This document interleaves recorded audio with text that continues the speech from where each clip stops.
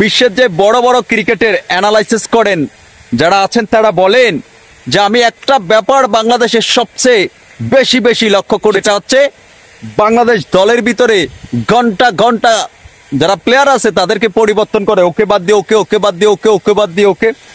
আমার মনে হচ্ছে যে বাংলাদেশের এই সমস্যাটার জন্য হয়তো তারা ভালো কিছু করতে পারে না, তাদের এই সমস্যার জন্য প্রত্যেকটা খেলোয়াড় অকালে ঝরে যায়। এবং বাংলাদেশের যেই এই সমস্যাটা যে তারা 2 মিনিট পর পর, 5 মিনিট পর পর, 1 ঘন্টা পর পর মানে তারা প্লেয়ার চেঞ্জ করে, এই ব্যাপারটা নিয়ে তিনি বলেছেন যদি বাংলাদেশ যদি একটা প্লেয়ারকে যদি মোটামুটি কয়েকটা ম্যাচ সুযোগ করতো ভালো হতো। কিন্তু আর একটা বিষয় লক্ষ্য করছে যে বিশেষ করে যারা সাংবাদিক আছেন, যারা মিডিয়ার লোক আছেন, তাদের কথা মতো নাকি বাংলাদেশের যারা ক্রিকেটার আছেন তাদেরকে চেঞ্জ করা হয়।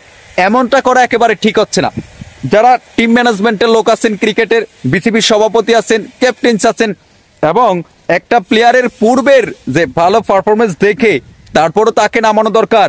বিভিন্ন জায়গার খেলোয়াড়গুলো দেখেন যে ইন্ডিয়ার সাথে তাসকিন আহমেদ পূর্বে কেমন খেলেছে, মোস্তাফিজুর রহমান কেমন খেলেছে, লিটন দাস কেমন খেলেছে, পূর্বের এই রেকর্ডগুলো দেখা যদি তাদেরকে নামানো হয় হয়তো ভালো হতো। আবার অনেকে বলবেন যে ভাই হয়তো পূর্বে ওর সাথেও ভালো খেলেছে, কিন্তু এখন তো সে ফর্মে নেই, এখন তো সেই ফর্মে নেই। মানে একটা ব্যাপার যদি আপনারা লক্ষ্য করেন দেখবেন বাংলাদেশ এবার টি-20 বিশ্বকাপ খেলেছে, অনেকগুলো নতুন প্লেয়ার নিয়ে গেছে যাদেরকে দলে এখন সুযোগ দেওয়ার দরকার ছিল না। মেহেদী হাসান মিরাজ, ওরে দরকার ছিল, 100 দরকার ছিল, কিন্তু তাকে নিতে পারেনি। তারপরে দেখেন এই যে দলের ঘন্টা ঘন্টা চেঞ্জ, এই চেঞ্জের জন্য আজকে দলটা একেবারে দেউলিয়া।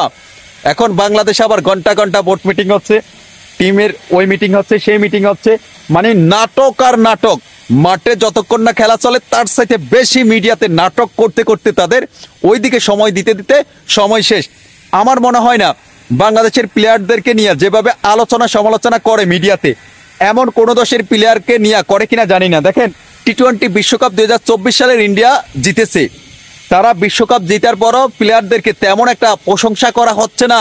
আর বাংলাদেশের একটা প্লেয়ার যদি কোনো রকম 2-1 ম্যাচ ভালো খেলে তাদেরকে প্রশংসা করে একেবারে বাসিয়ে দেয়, আবার একটা ম্যাচ খারাপ খেলার পরে ওই মিডিয়া তাদের গলা চিপে ধরে।